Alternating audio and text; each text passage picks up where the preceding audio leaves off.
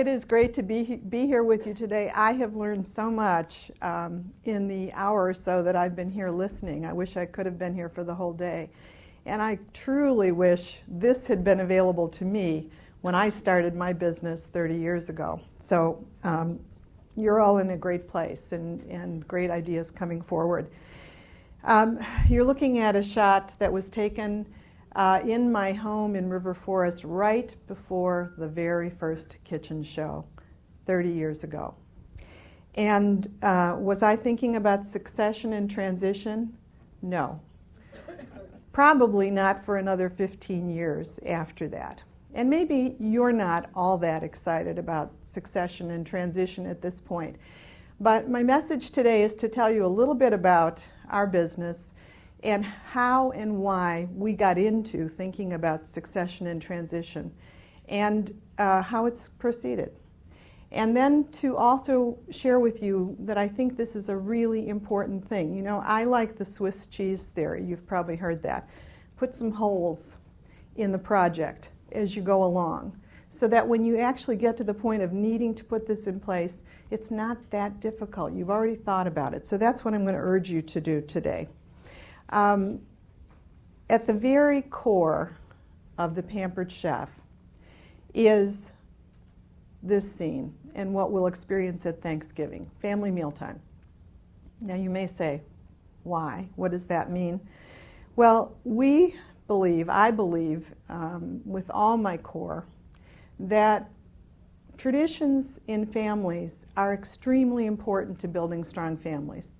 And the family mealtime, even if it doesn't happen exactly as it did in your childhood, is an extremely important ritual. We at the Pampered Chef provide tools, recipes, and really inspiration to help people make that family mealtime happen more quickly and easily.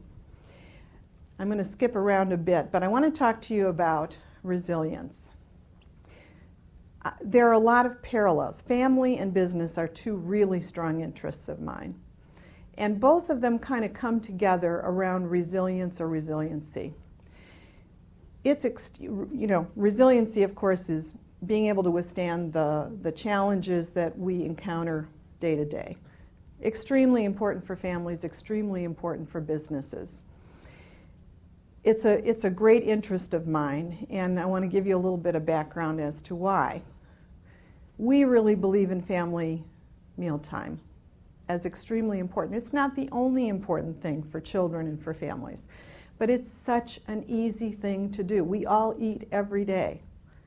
And if we're going to eat, let's just be sure that some of that eating takes place in some sort of a community, a work community, a family community, because what happens at the table is critically important to building resiliency in families. And of course, in businesses, lots of things contribute to the resiliency of a business or the resilience of a business. But I'm going to suggest to you that one of them is figuring out what's going to happen to this business in the future. What's going to happen if you are no longer able to be there to run that business? So I'm going to give you a little bit of background on the Pampered Chef, and then I'm going to discuss what happened around our succession plan at the Pampered Chef. So second, I'm going to discuss responsibility. For us, the path to succession that we took was selling the company. So I want to talk to you a little bit about the right buyer, and then management transition and how that's gone since we've put this plan into place. So a little brief background on the Pampered Chef. We founded the business in this home in River Forest in the basement of the house. The local government didn't know anything about it, and I had very good neighbors who didn't rat on us. We actually worked the business from home for about 5 years and then moved into successively bigger facilities after that time. I was a stay-at-home mom for about 8 years prior to starting the business. I knew I needed to get back into career. I wanted to get back into career. But I didn't want to go back to work full-time. I wanted to do something that allowed me to prioritize my family, not the other way around, trying to fit my family into my career. It was a very idealistic view, and my husband talked me into believing that the only way to accomplish it was probably to start my own business. So the concept of the Pampered Chef has always been about tools. The things you need, the things you have in the drawers in your kitchen that make cooking fast, easier, and really inspired. And we do this, we sell our products through direct selling, through a home party plan model. It's been that way from the very beginning. Now today, the Pampered Chef is celebrating its 30th year of business. In fact, October 15th, 1980 is when we started. We just had our big 30th anniversary celebration. Today we have tens of thousands of independent contractors who sell our product. They sell the product through 1 million cooking shows a year, attended by 12 million customers in the US, Canada, the UK, Germany, and Mexico. And of course, the US business is our flagship business. That's the biggest share of all of that. We have approximately 800 co-workers at this facility in Addison, Illinois. It's a 780,000 square foot facility. We like to really contrast that house in River Forest with this facility. It's pretty graphic image of starting a business in your home and then getting to a facility like this. However, I will also say all of our consultants work from their homes, so there's a real strong imagery there of that, starting the business at home. So now that you know a little bit about the Pampered Chef, let's talk a little bit about succession. Well, there is sort of a watershed event, and you may or may not know about this, but in 2002, after more than 2 decades of success and successively larger growth in our business, we sold our business to Warren Buffett's Berkshire Hathaway company. So I'm going to work you backward and forward from that event. So this leads me to the crux of our succession planning, why and how we did it. First of all, responsibility.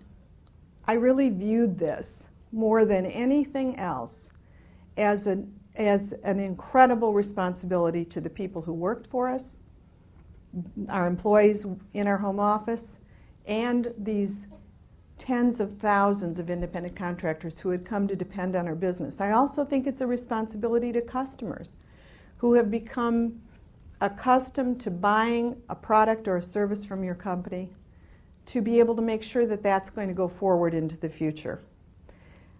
And to some degree, to vendors, the vendor community, who have come to rely on you as a source for their manufactured product or their raw materials.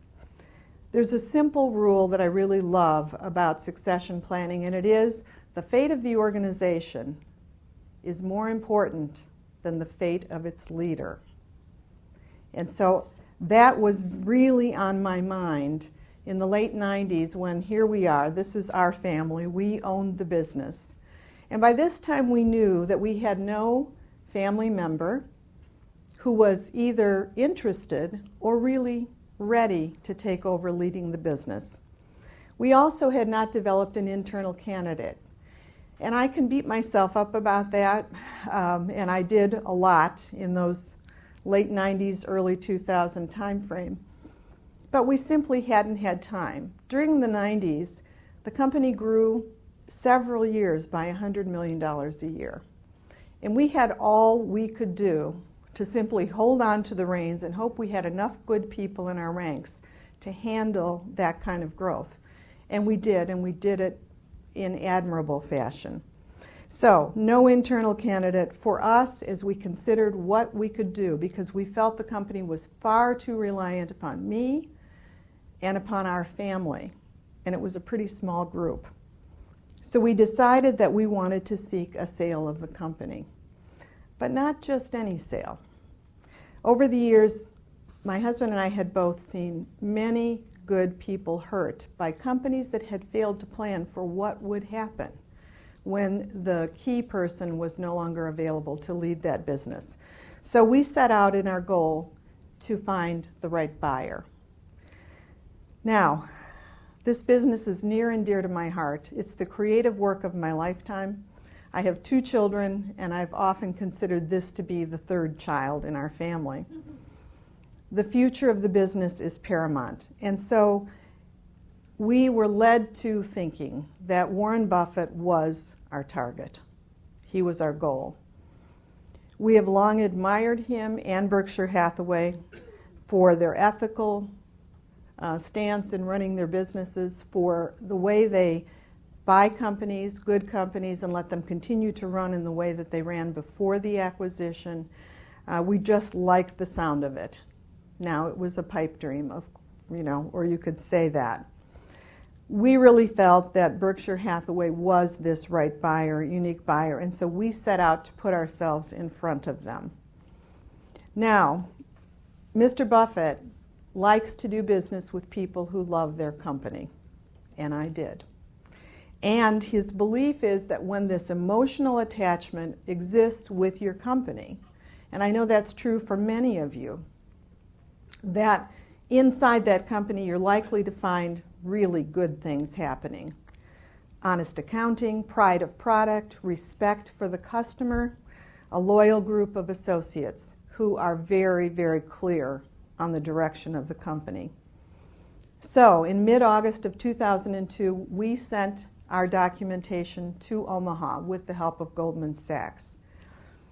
On September 1st, I headed to Omaha to meet with Mr. Buffett at his invitation. What interested him most about our company at that time was we had grown by 232% from 1995 to 2001, compared with the industry's 49% growth.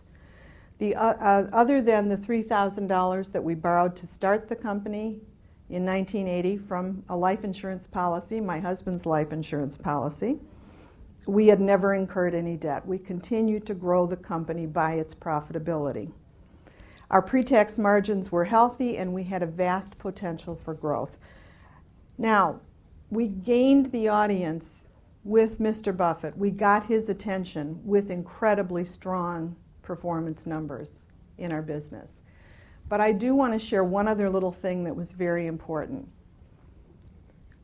When we were requested to come to Omaha, they asked us to send product. We love that. That's easy. So we sent several boxes, big boxes of product to Omaha. At that time, Mr. Buffett's office had about 15 employees, most of them women. In fact, all except for 2 people, women.